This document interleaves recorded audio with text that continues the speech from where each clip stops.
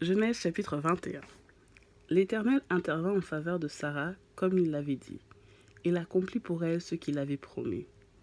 Sarah tomba enceinte et donna un fils à Abraham dans sa vieillesse au moment fixé dont Dieu lui avait parlé.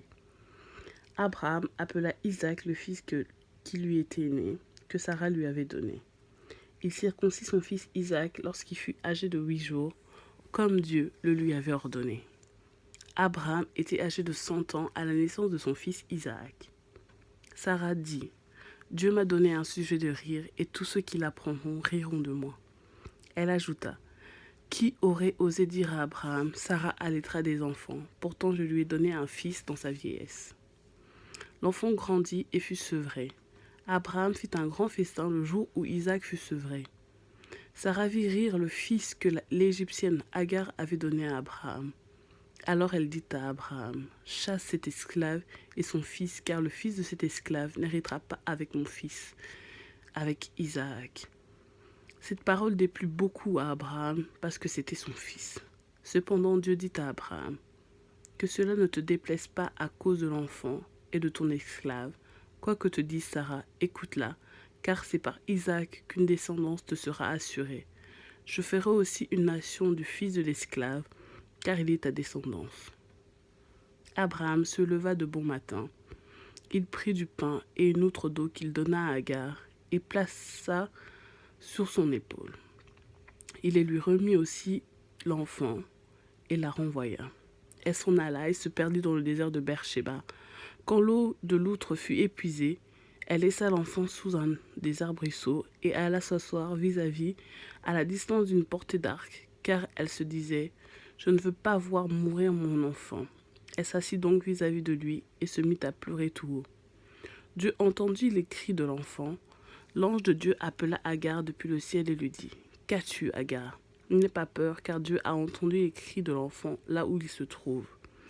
Lève-toi, relève l'enfant et tiens-le par la main, car je ferai de lui une grande nation. » Dieu lui ouvrit les yeux et elle vit un puits. Elle alla remplir l'outre d'eau et donna à boire à l'enfant. Dieu fut avec l'enfant. Celui-ci grandit, habita dans le désert et devint tireur à l'arc. Il s'installa dans le désert de Paran et sa mère prit pour lui une femme égyptienne. À cette époque-là, Abimélec, accompagné de Picol, le chef de son armée, dit à Abraham, « Dieu est avec toi dans tout ce que tu fais. Jure-moi maintenant ici au nom de Dieu que tu ne me tromperas pas, ni moi, ni mes enfants, ni mes petits-enfants, et que tu feras preuve envers moi et envers le pays où tu séjournes de la même bonté que moi envers toi. » Abraham dit, « Je le jurerai. » Il fit toutefois des reproches à Abimélec au sujet d'un puits dont les serviteurs d'Abimélec s'étaient emparés de force. Abimélec répondit, « J'ignore qui a fait cela.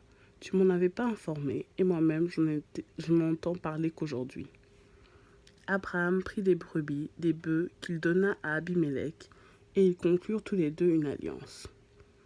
Abraham mit à part 7 jeunes brebis. Abimélec dit à Abraham, « Qu'est-ce que c'est 7 jeunes brebis que tu as mises à part ?»